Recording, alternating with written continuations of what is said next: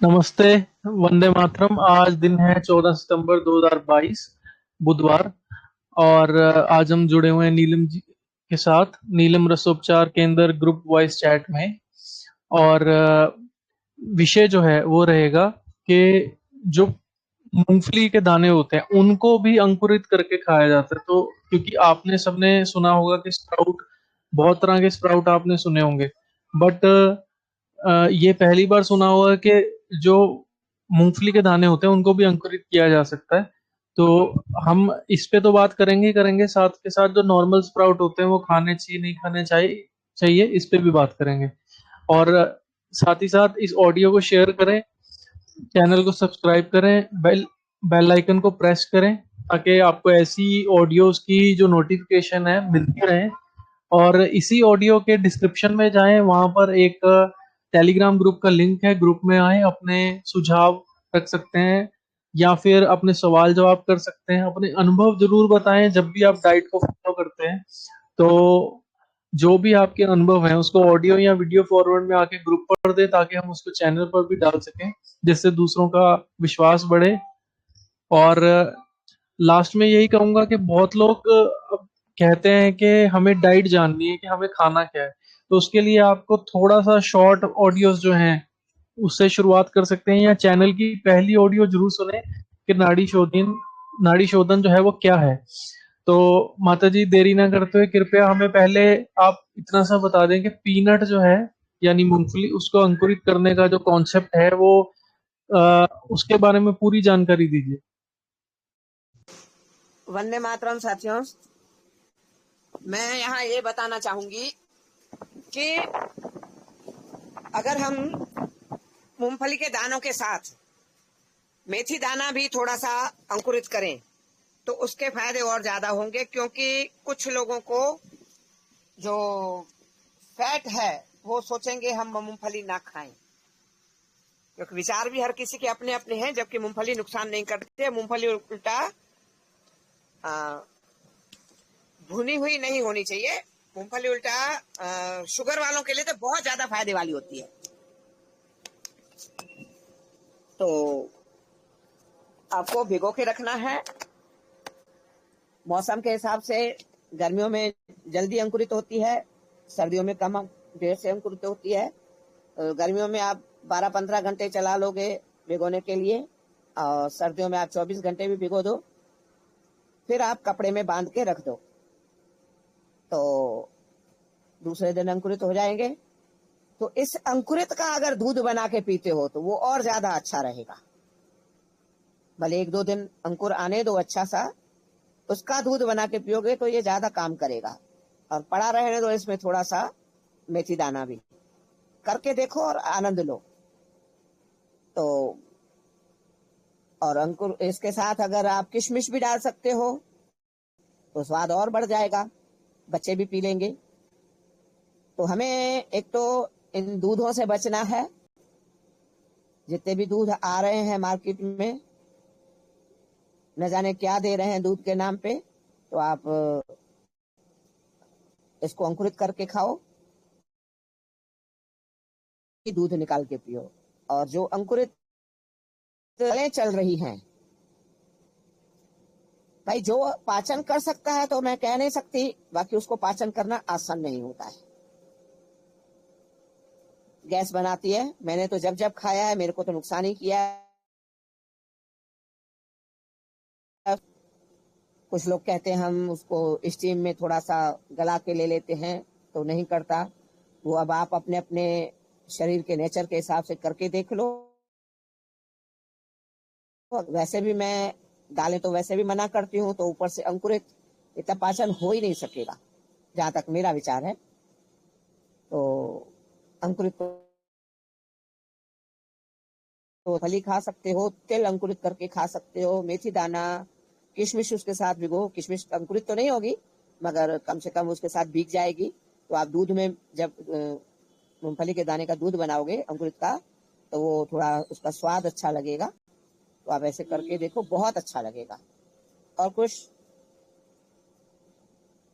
जी बहुत बढ़िया, बहुत बढ़िया। और जानकारी देने के लिए धन्यवाद माता जी। अब हम आते हैं कि जो स्प्राउट हैं जितने भी तरह के होते हैं, यानी मूंग के बनाए जाते हैं या जो भी, तो उसके बारे में कल आप बता भी रहे थे कि अच्छे नहीं हैं और गैस बहुत बनाते हैं। ये बात तो बहुत लोगों से सुनने को मिली है। तो इसके ऊपर थोड़ा सा बताइए, और साथ ही साथ जो है, अगर कोई मान ही नहीं रहा है तो वो तो खाना ही चाहता है, ठीक है। अब उसके बारे में हम कुछ कर तो नहीं सकते, बट अगर कोई ऐसा पूछता है कि मैं क्या ऐसा करूं कि ये पाचक भी रहे और मुझे नुकसान कम से कम करे, तो उस केस में क्या कर सकते हैं? उस केस में आप क्या करो, जैसे ज्यादा से ज्यादा 2 चम्मच अंकुरित अनाज ले लो, मूंग, मोठ और चने तो मैं कहूंगी भाई और ज्यादा ताकतवर हैं, क्योंकि हम दरअसल ताकत वाली चीजें हैं ये, चाहे मूंग हो चाहे मोठ हो, ये चीजें चने हो, गेहूं हो, अंकुरित के बाद ये जौ, गेहूं नहीं जौ है, अंकुरित के बाद ताकत ज्यादा देते हैं, ये नहीं है। पर आप जब शारीरिक श्रम नहीं कर रहे हो, शरीर रूपी गाड़ी नहीं चला रहे हो, तो इतना ताकत वाली चीजें पाचन कैसे करोगे? फिर हमारे शरीर के अंदर जो टॉक्सिन रूपी मल, कफ, टॉक्सिन, म्यूकस, चर्बी रूपी बच्चा हमारे शरीर रूपी गर्भ में पल रहा है, तो आप इतना ताकतवर चीज खाओगे तो आपकी वो बीमारी रूपी गर्भ रूपी बच्चे, शरीर रूपी गर्भ में जो बच्चा पल रहा है, मल, कफ, टॉक्सिन, वो उल्टा बढ़ेगा, उल्टा आप उलझोगे। बातों को समझना। अगर आप शारीरिक श्रम कर रहे हो, कुदाली चला रहे हो, फावड़े चला रहे हो, हैं इधर उधर उठा धड़ी का काम कर रहे हो, मेहनत मजदूरी का, उसके लिए अमृत है, हैं। और अगर नहीं मानते तो 1 या 2 चम्मच आप ले लो अंकुरित अनाज, उसमें से मूली चॉप करके डाल दो, प्याज चॉप करके डाल दो, थोड़ा सा लहसुन भी डाल दो, थोड़ा सा अदरक भी डाल दो, बढ़िया काला नमक डाल के, और नींबू निचोड़ के खा लो। मतलब मात्रा इसकी कम से कम होनी चाहिए। जी जी जी। और कुछ लोगों से ये भी सुना है कि जो स्प्राउट होते हैं उनको स्टीम करके खाना चाहिए, या फिर उसमें घी डालना चाहिए। कुछ लोग ये सब भी करते हैं उसको, या तो पाचक बनाने के लिए, या इस चक्कर में कि उससे जिनको गैस होती है उस चक्कर में, या कुछ जिम वाले भी ये सजेशन देते रहते हैं कि उसको स्टीम करके खाएंगे तो वो कम नुकसान करेंगे। तो इसके बारे में कुछ जानकारी हो तो।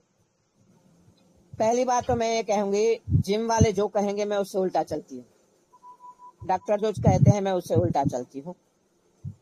तो मैं तो बिल्कुल ही सिरे से मना करती हूँ। अंकुरित वही खाए जो शरीर रूपी गाड़ी से मेहनत मजदूरी रूपी चला रहा है, शरीर रूपी गाड़ी को, है। तो वरना तो ये पाचन नहीं होगा। अच्छी चीजें हैं, मैं नहीं कहूँ ये खराब चीजें हैं, मगर जब शरीर चला नहीं रहे हो तो फिर पाचन कहाँ से होगा? तो ये आपका अपना समझ होनी चाहिए। या तो मेहनत मजदूरी करो, फावड़े कुदाली चलाओ, मेहनत मजदूरी करो, तो पाचन हो जाएगा, फिर तो अमृत है। ये चीजें जी अमृत हैं। बाकी जो स्कूटर पे, गाड़ियों में चल रहे हैं, कुर्सियों पे बैठे हैं, कंप्यूटर पे बैठे हैं, उनके लिए जा रहा है। जी। कुछ लोग ये भी करते हैं माता जी के, जो स्प्राउट होते हैं उसी में फ्रूट मिक्स करते हैं, जैसे अनार है, या फिर और भी कुछ चीजें जैसे अंगूर है, वो भी करते हैं। तो ऐसा भी पॉसिबल है? ये सही है या गलत? हाँ हाँ, ये चलेगा। जो नहीं मानते हैं ना, वो तो बोला ना आप, ये भी डाल के, जैसे प्याज, मूली, लहसुन, अदरक डाल के भी खा सकते हो, फ्रूट डाल के भी खा सकते हो, वो कोई दिक्कत नहीं है। थोड़ा थोड़ा जो नहीं मान रहे हैं, तो स्प्राउट का मतलब मात्रा कम लेके फल की और सलाद की मात्रा उसमें ज्यादा बढ़ा लो। जी जी, शकरकंदी वगैरह भी डाल सकते हैं। चलेगा चलेगा। शकरकंदी तो ऐसे ही खाओ तो ज्यादा बेहतर है, स्किन बढ़िया बिल्कुल। हो जाती है। शकरकंदी तो मैं समझती हूँ, अगर मौसम में आपको सर्दियों में मिलती है ना, कुछ मत खाओ, शकरकंदी खाओ, जी सलाद जी, खाओ, बढ़िया। शकरकंदी खाओ, फिर देखो शरीर क्या कहता, क्या स्किन, क्या ग्लो आ जाता है। शकरकंदी हम्म। स्किन पे भी बहुत जबरदस्त काम करती है। बिल्कुल। तो अब हम आगे बढ़ रहे हैं। इसमें एक और चीज है माता जी, वैसे तो ये ऑडियो में और कुछ बचा नहीं है, बट स्टिल मेरे को एक क्वेश्चन आ रहा है कि जो व्हीट ग्रास होते हैं या बार्ले ग्रास होता है, मतलब जो गेहूं के दाने के ज्वारे ज्वारे होते हैं, और या फिर जौ के दाने से भी ज्वारे बनते हैं जो, तो उसमें उनको कुछ लोग कहते हैं कि उनको पहले स्प्राउट करना होता है। मतलब वैसे तो सारे ही कहते हैं, आई थिंक अगर हम प्रोसेस में जाएंगे तो उसके प्रोसेस में आपका क्या सुझाव रहेगा कि अगर कोई वो कर रहा है तो उसको कितने टाइम के लिए स्प्राउट बनाने के लिए क्या क्या प्रोसेस यूज करना चाहिए? भाई पहले तो मैं ये बताऊंगी कि ज्वारे माना जौ के ज्वारे, गेहूं के नहीं। ज्वारे बोला ही गेहूं के जौ के ज्वारे को जाता है। ये तो गेहूं अब चला दी है, बाकी ज्वारे जौ के सही रहते हैं और वास्तव में इसको स्प्राउट करके डालोगे तो वो आसानी से हो जाएगा। और 2 दिन पहले कर लो, इसका 1 दिन भिगो के रखो, 2 दिन स्प्राउट करो और फिर उगाओ हल्की सी परत मिट्टी के ऊपर से डाल के। जी बहुत बढ़िया। तो आपने कभी जौ जौ के के ज्वारे बारे? खाओगे ना, देखो मैं यहाँ बताऊंगी, जौ के ज्वारे अगर खाते हो 1 चम्मच से ज्यादा नहीं खाना। और ये जौ के स्प्राउट है तो ये आपको कभी किडनी खराब नहीं होने देगा। बाकी खाना 1 चम्मच से ज्यादा नहीं है। और उसको भी कोशिश करो पीस लो, क्योंकि चबाने वाली हमारी जो प्रतिक्रिया है ना वो लगभग खत्म हो चुकी है आज के माहौल के हिसाब से। तो उसको पीस लो और क्रश कर लो, कैसे भी कुचल लो, और जो दोरी डंडा टाइप का होता है। और उसमें फिर बहुत सारा, मतलब 1 चम्मच अगर ज्वारा लिया है आपने जौ का स्प्राउट लिया है तो उसमें उससे 10-20 गुना सलाद डाल दो, उसमें मिक्स करके खाओ। नींबू बढ़िया निचोड़ो, काला नमक डालो और हरी मिर्च भी उसमें बारीक चॉप करके डालो, बढ़िया टेस्टी करके खाओ, वो चलेगा। बाकी 1 चम्मच से ज्यादा नहीं जाना चाहिए। वो भी 2 और 3 बजे के बीच में जो अन्न बोलती हूँ ना, उस टाइम खाओ और फिर देखो शरीर क्या कहता है। हमें कोई भी चीज खानी है ना, ऐसी करके खानी है पाचन जल्दी हो जाए। तो तो माता जी एक चीज बताइए कि ये जो मूंगफली के दानों के स्प्राउट होंगे उसको कितने घंटे रखना है, और उसका जो सैलेड वगैरह बनेगा सब्जियों के साथ या जैसे भी, तो उसके इसमें हमें और क्या क्या हम डाल सकते हैं? नमक कौन कौन सा डाल सकते हैं या और क्या क्या चीज डाल सकते हैं? नमक, काली मिर्च डाल सकते हो। और अगर आप उसमें घी डाल के खाओ ऊपर ऊपर से, मतलब जैसे घी चम्मच में थोड़ा सा ले लिया और उसी चम्मच में, क्योंकि घी उसमें मिक्स करेंगे तो प्लेट में काफी सारा वेस्ट चला जाएगा है, तो उसको घी के साथ खाओ तो और अच्छा रहेगा। हाँ, और खूब, मैं तो कह रही हूँ चटपटा बना के खाओ, कोई दिक्कत नहीं है। चटपटा बना के खाने में कोई दिक्कत नहीं है। पर मात्रा जौ के स्प्राउट की 1 चम्मच, 1.5 चम्मच बस। आधा चम्मच करीब इकट्ठा बना लो, परिवार में सारे खा लो।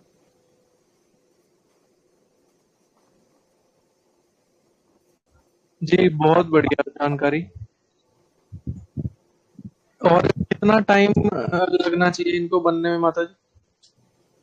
भाई देखो, अगर आपने इसमें वो डाल लिया सलाद, तो बना के और खत्म करना है। क्योंकि प्याज जब उसमें रोस्ट वो हो गई, चॉप हो गई, तो प्याज पे तो आप ये समझ लो 10 मिनट भी रखोगे तो उसमें तो bacteria virus, bad bacteria virus उस पे आकर्षित होते हैं, तो वो तो नुकसान है। जब भी खाना है ताजा बनाओ। और स्प्राउट वाले आप 2-4-5 दिन रख सकते हो, क्योंकि वो और स्प्राउट उसका बढ़ता जाएगा, वो कोई दिक्कत नहीं है। 5-7 दिन अगर पड़ा रहेगा वो कोई दिक्कत नहीं है। बाकी जब आपने उसमें जी जी सलाद डाल दी चॉप करके, वो हल्की हाल खत्म करना। ठीक है। और माता जी एक और कॉन्सेप्ट हमने देखा है कि कुछ लोग स्प्राउट्स को कपड़े में बांध के लटका देते हैं, वो क्या कॉन्सेप्ट है? वो ऐसे ही तो स्प्राउट करते हैं ना, कोई कपड़े में डाल टांग देते हैं। तो मैं तो उल्टा क्या करती हूँ, जैसे उस दिन स्प्राउट बनाए थे जो जयश्री और ये नविता भी आई थी, तो मैंने क्या किया था, रात को डलिया में रख के, कपड़े में बांध के डलिया में रख के, जो कोदरा बना के रखा था ना, उस गरम भगोने पे, गैस बंद करने के बाद उस गरम भगोने पे रख दिया, तो सवेरे तक तो उसमें तो इतना अच्छा हो गया था, मैं क्या बताऊं।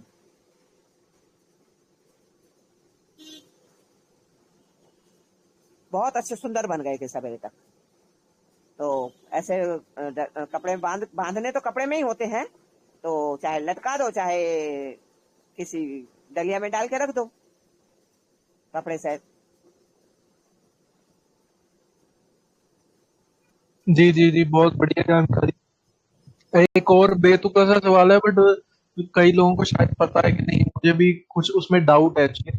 वो ये है कि ये जो आलू होता है उसके कई बार स्प्राउट से आ जाते हैं, तो वो गलत है या सही है कॉन्सेप्ट? अरे अरे, आलू के स्प्राउट तो जहर है,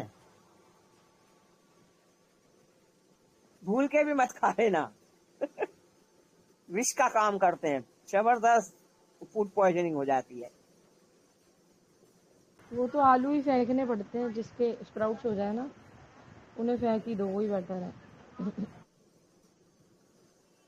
जी जी, बहुत बढ़िया जानकारी।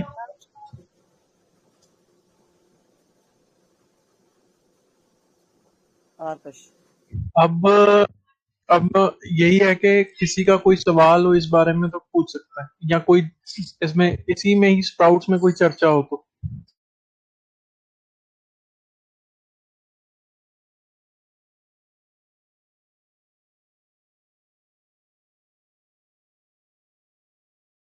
Okay, no worries. तो ठीक है, सबको इस छोटे से सत्र में जो स्प्राउट्स के बारे में था, स्पेशली जिसमें बात हुई मूंगफली के दानों की, उसमें बहुत बहुत धन्यवाद। इस ऑडियो को शेयर करें और सबको सुनाएं, ताकि वो इसका लाभ उठा सकें। अगर फिर भी आपका कोई सवाल रह गया है जो आपको पूछना है, तो आप आके ग्रुप में पूछ सकते हैं। अदरवाइज हमारे सामान्य सत्र में जो चर्चा में जुड़े 7:30 से 9:30। और जुड़ने के लिए धन्यवाद। वंदे मातरम। धन्यवाद।